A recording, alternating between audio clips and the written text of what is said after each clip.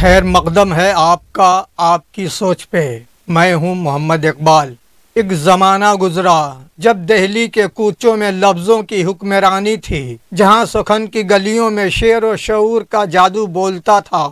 وہ دور جب ہر مصرع تاریخ کا گواہ تھا اور ہر غزل تہذیب کی پہچان۔ ایسے ہی وقت میں ایک شاعر ابھرا جس کی زبان تلوار کی دھار اور قلم روشنی کا مینار تھا۔ وہ نہ صرف طنز کا شہنشاہ تھا بلکہ سچ کہنے کا سلیقہ جانتا تھا۔ نام ہے مرزا محمد رفیع سودا۔ آئیے آج ان کے لفظوں کی دنیا میں چلیں، جہاں ہر شعر ایک انقلاب ہے اور ہر نظم ایک تماشا۔ نام مرزا محمد رفیع سودا۔ تخلص سودا۔ تاریخ پیدائش 1713 عیسوی۔ جائے پیدائش دہلی۔ خاندان ایک خوشحال نوابانہ پس منظر رکھنے والا کشمیری خاندان۔ قومیت ہندوستانی۔ زبان فارسی اور اردو۔ والد کا نام مرزا محمد یوسف۔ تعلیم روایتی دینی و ادبی تعلیم گھر پر ہی حاصل کی۔ استاد ابتدائی شعری رہنمائی مولانا غلام قادر بلگرامی سے لی۔ ادبی میدان غزل، قصیدہ، ہجو، رباعی، مثنوی، شہر آشوب۔ شعری آغاز ابتدائی دور میں فارسی میں طب آزمائی کی، بعد ازاں اردو کو ذریعہ اظہار بنایا۔ غزل نگاری ان کی غزلوں میں عشق، حسن، فلسفہ اور وقت کی سچائیوں کی جھلک ملتی ہے۔ قصیدہ نگاری سودا کو اردو کے سب سے بڑے قصیدہ گو شاعر میں شمار کیا جاتا ہے۔ قصیدہ کا انداز، زبان کی روانی، مضمون کی گہرائی اور طنز کی کاٹ ان کی کشائد کی پہچان ہے۔ ہجو نگاری معاشرتی برائیوں اور منافقت پر بے باک طنزیہ حملے۔ شہر آشوب دہلی کی زبوں حالی اور لٹنے پر دردناک شاعری کی۔ شہر آشوب کا مطلب شہر کے زوال پر کی جانے والی شاعری۔ سودا کا قلم سچ بولتا تھا، خواہ وہ کسی کے خلاف ہی کیوں نہ ہو۔ دہلی ان کی ابتدائی شناخت تھی، جہاں ادبی محفلوں میں ان کی دھوم تھی۔ مغلیہ سلطنت کے زوال اور نادر شاہ و احمد شاہ ابدالی کے حملے ان کی شاعری میں جا بجا نظر آتے ہیں۔ سودا کا کلام تاریخ کی جھلک اور سیاسی تنقید کا حسین امتزاج ہے۔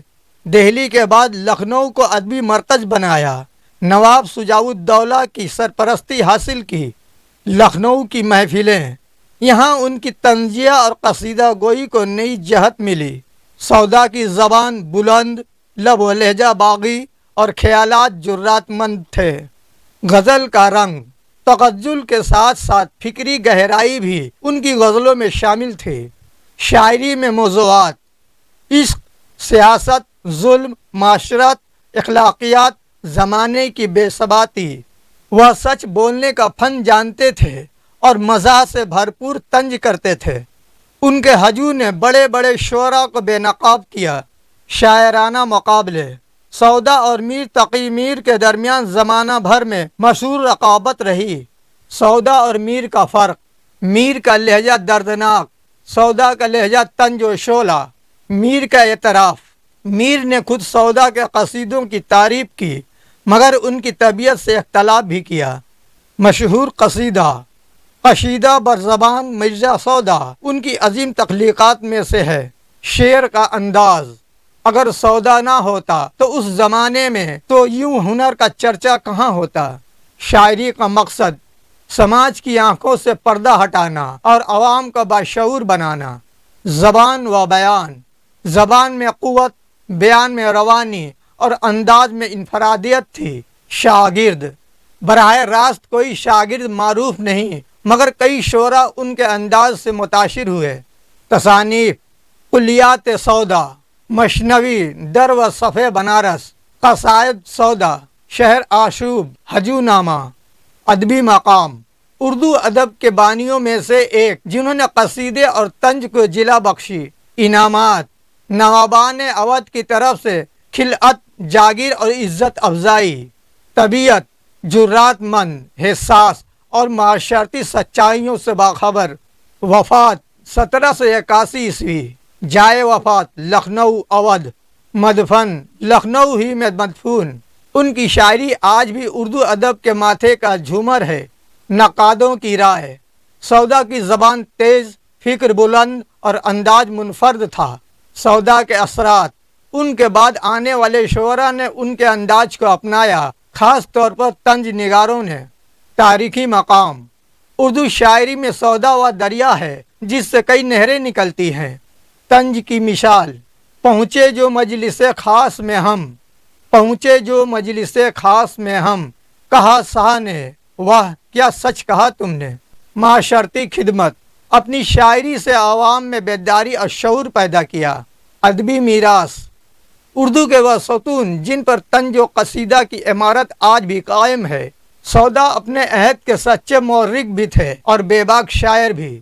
کلام کی جان، زبان میں کاٹ، بیان میں طنز، قلم میں بجلی اور آنکھوں میں خواب تھا۔ سودا کا پیغام، حالات جیسے بھی ہوں حق کہنا نہ چھوڑو، لفظوں کو ہتھیار بناؤ، سچائی کا اظہار کرو۔ مرزا محمد رفیع سودا و نام ہے جس نے لفظوں کو آواز دی، قصیدے کو سوقت دی اور طنز کو جرات عطا کی۔ ان کی شاعری صرف ادب نہیں، زمانے کا نوحہ بھی ہے اور شعور کا چراغ بھی۔ آج بھی جب ہم ان کا کلام پڑھتے ہیں تو یوں لگتا ہے جیسے زمانہ پھر سے بول پڑا ہو۔ سلام ہو اس مرد قلم کو جس نے سچ کہا، سچ لکھا اور سچ کو جینے کا حوصلہ دیا۔ دوستو، ایسے ہی ادبی و معلوماتی ویڈیوز کے لیے چینل کو سبسکرائب لازمی کریں، ویڈیو کو لائک و شیئر کریں۔ ملتے ہیں اگلی ویڈیو میں کسی اور شاعر و شاعرہ کے داستان کے ساتھ۔ آداب۔